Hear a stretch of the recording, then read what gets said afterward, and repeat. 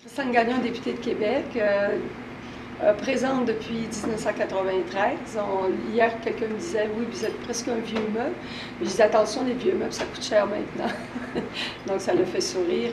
Effectivement, je suis élue depuis 1993 et je suis à ma 7e élection. Donc, la marque de commerce, c'est fiabilité et loyauté envers mes électeurs. Et aussi, pour aller parler du Québec, on a toujours dit qu'on parlait d'une voix forte. C'était d'ailleurs un premier engagement que j'avais pris en 1993. J'avais justement le mot « parler », c'était aller parler d'une voix forte à Ottawa pour faire justement la différence avec les autres électeurs, pas électeurs, mais les autres députés de la Chambre des communes. Que ce soit libéral ou conservateur, le Québec est toujours minoritaire à Ottawa. 75 députés sur 308 et bientôt 338 avec une nouvelle loi qu'on va adopter à la Chambre des communes au retour. Disons qu'il y en a plusieurs. Il y a l'enjeu du transport collectif. C'est important, c'est un virage qu'il faut faire. Il y a eu beaucoup d'étalement urbain, donc le centre-ville est très congestionné. On voit qu'à 4 heures, tout le monde part chacun dans son automobile pour retourner à la maison.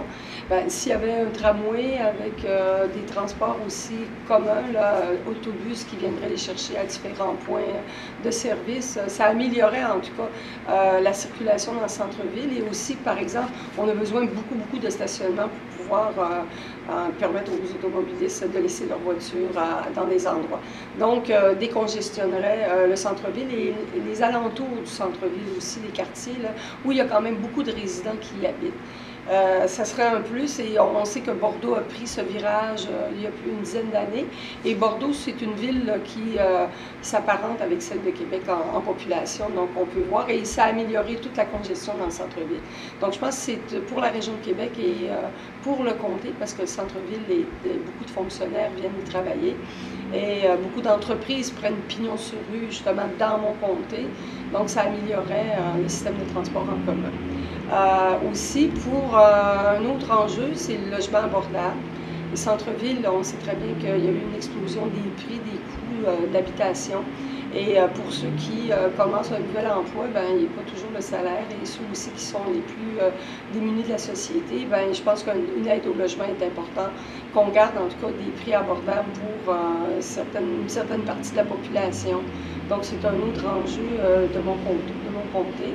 Et donc, si on peut aller sur un troisième enjeu, là, parce que moi j'ai toujours de la misère à répondre quels sont l'enjeu principal.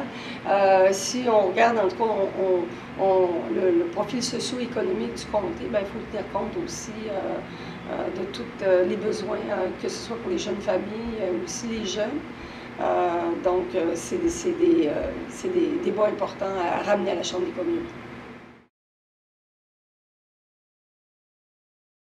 Donc, il y a une partie de la population qui n'a pas de voix, parce que quelqu'un me disait quand même hier en faisant justement des activités dans mon comté, moi je vais voter parce que voter, là, je veux pouvoir critiquer le gouvernement, donc c'est important aussi.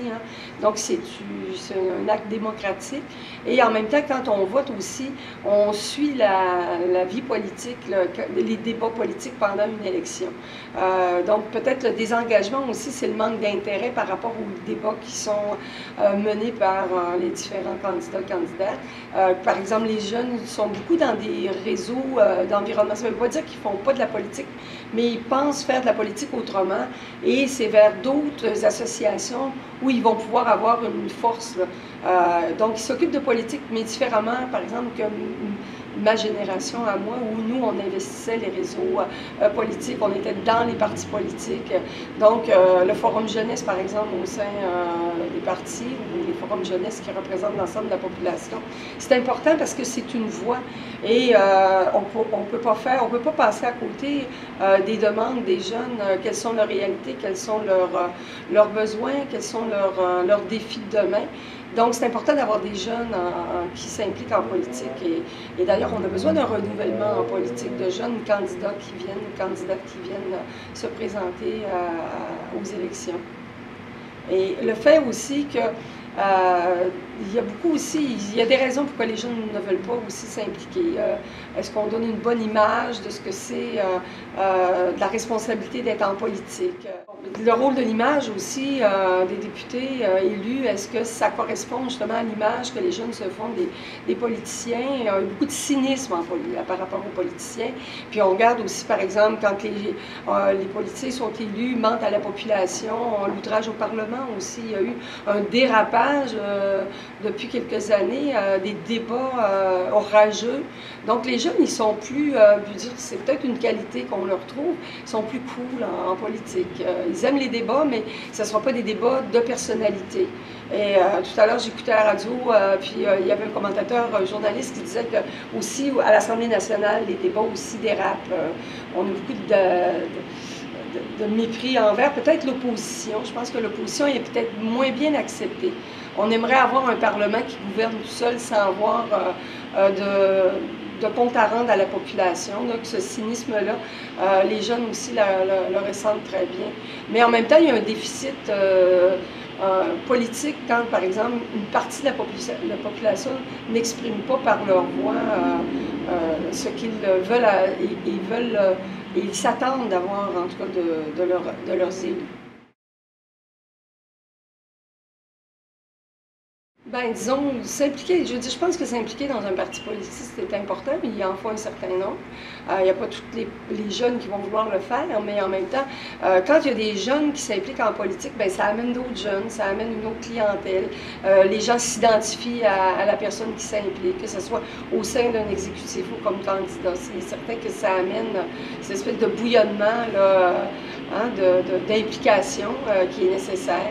Et je regarde ici, moi, à chaque fois, il y en a quelques-uns après-midi qui viennent ici là, pour faire des téléphones.